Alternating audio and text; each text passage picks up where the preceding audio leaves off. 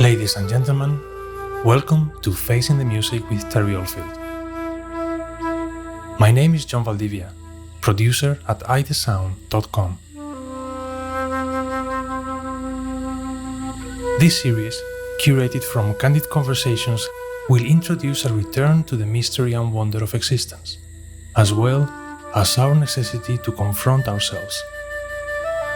We shall also feature selected pieces from Terry's extensive musical anthology.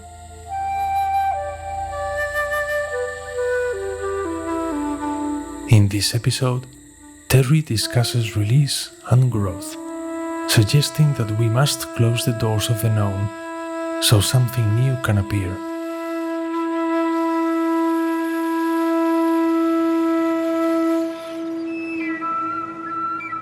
Welcome to Facing the Music.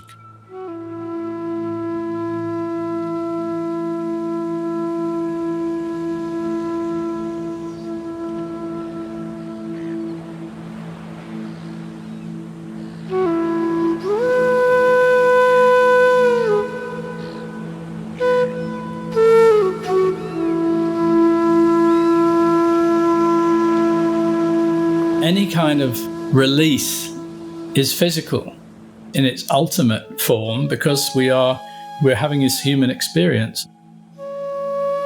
If there's a letting go, how does the body usually do that? It evacuates.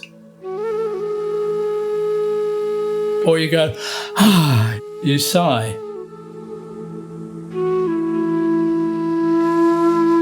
And the letting go is actually the removal of the obstacle that was in the way of the creative force coming through, being allowed to come through, the getting out of the way of the universe to express itself through here.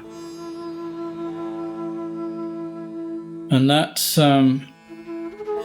it's such a powerful thing, when you cannot get out of the way intentionally. It can have its way with you. It can have its way with you gone.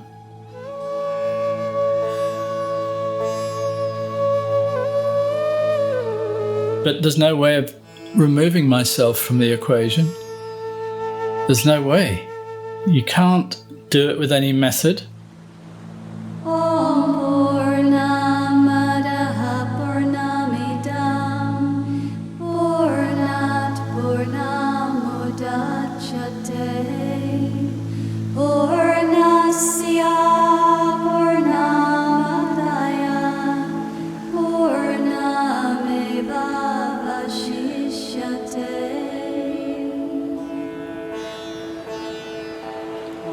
And so forget about all the religions, forget about all the philosophy, forget about all that.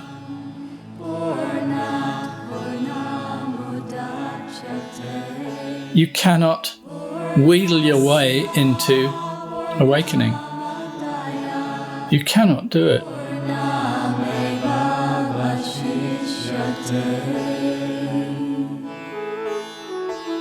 Because it's the ego, it's the very thing that's in the way that's trying to awaken. And we've all heard this, you see, spoken from many angles. It's a very common, popular way of talking. But to put your foot on the path, your actual foot, it means that you have to be in the place of vanishing.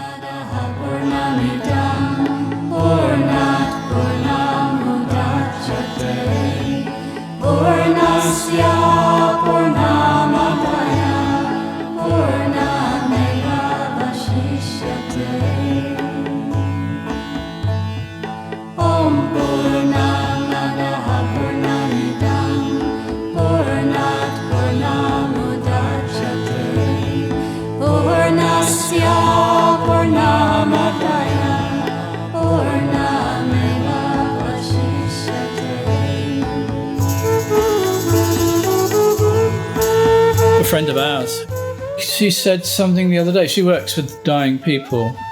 There was this lady with lung cancer, and she'd been dying, and she had the mask on, and she was saying, I'm afraid to die. I'm so afraid to die.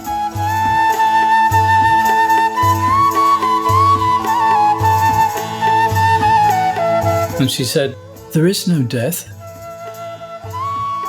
You just have to leap into nothingness and you will be caught. But it takes courage to make that leap.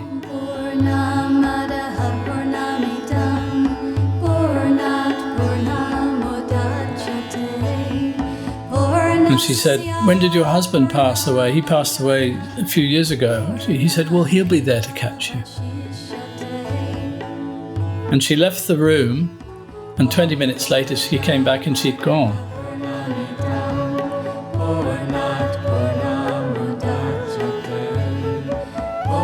To take that leap, there's nothing short of 100%, you know. You cannot do it in any measure other than 100%. 99.999 won't do.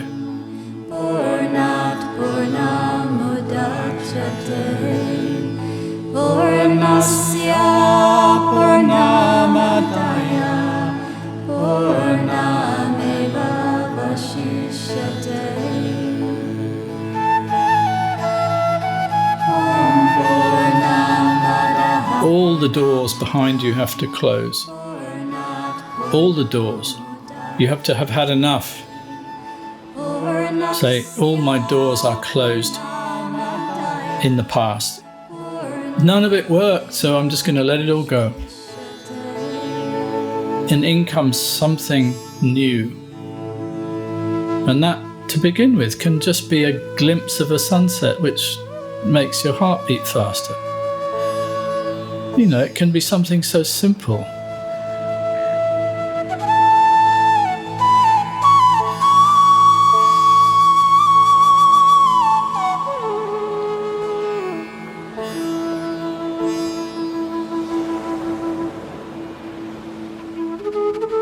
Or that, like the other day, I was standing in the garden and I suddenly looked around and I realized I was surrounded by flowers.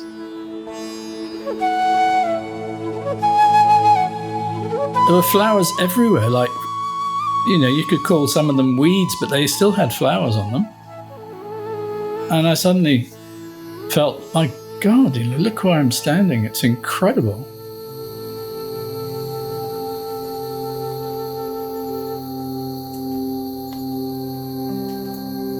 And that was like, the mind started to say, oh, I feel like I'm tripping, man.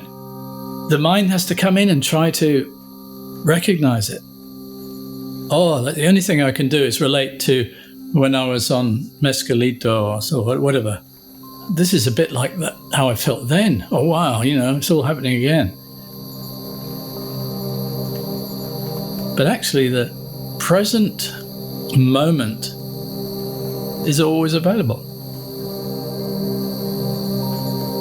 And in that present moment, there's no thoughts possible. There's still the elements of thinking and recognition going on, but the consciousness is completely in the holographic headset. The ancient yogis called it Lila, or, you know, the veil of Maya. Well, they called it all that, but actually it's the same thing. We're talking about living in an illusion where things are things and I am an object looking out at things.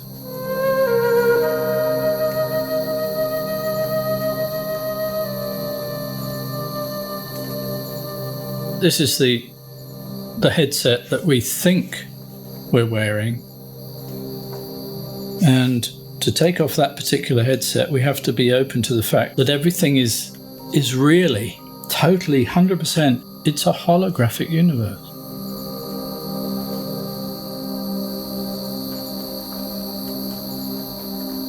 And to actually take that in as an actual living, breathing reality is the key to acceptance.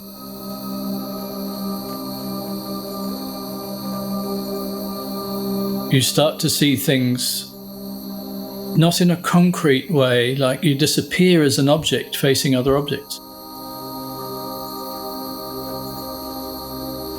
It's a huge transition. Nothing is real in the way that we've been taught that reality is. It's not real. And a lot of movies have hinted at this. You know, you suddenly see a glitch in the Matrix. The cat suddenly comes across twice.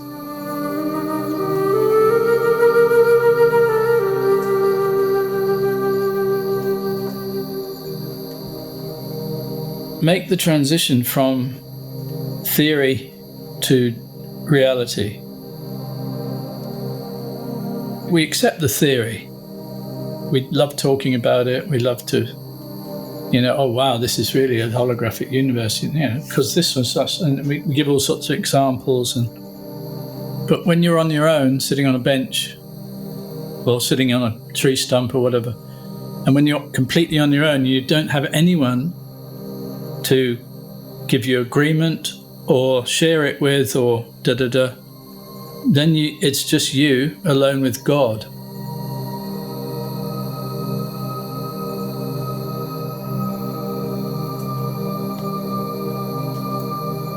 That's the time when you really can make the transition.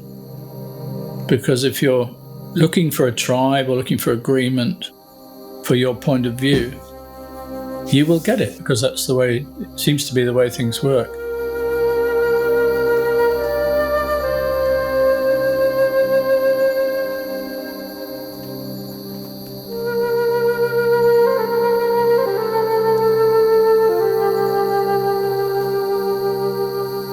But when you don't have a point of view, and I don't know, I really don't know, no idea whatsoever,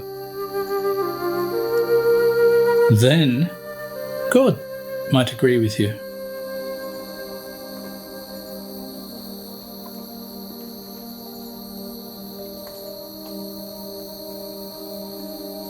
Because God is nothing other than that emptiness that contains everything, is this solitary subject that contains everything. Solitary subject. It's the ultimate loneliness in terms of the way the mind would describe it. There's only one.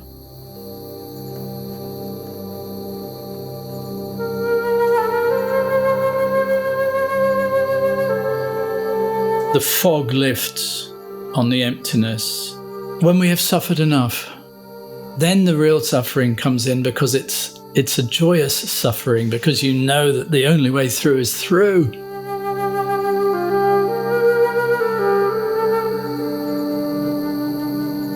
Let it happen. Let it flow. Let it come. Come on, all you monsters, arise from the depths and get me. Come on, take me. I'm ready. You cannot artificially awaken the dragon. You cannot do it. Because the defense system is so powerful in the egoic apparition that it will put up walls. The dragon just wants to breathe his fire and waft you out of the way so that God can flow.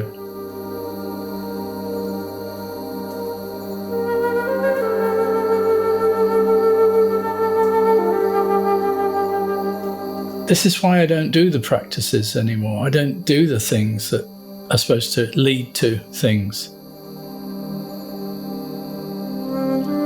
Of course I do things, I carry on doing things, but it's not with the intention of achieving anything. And this is the big transition to non-doing. Of course there's doing, but it's non-doing when you're being done.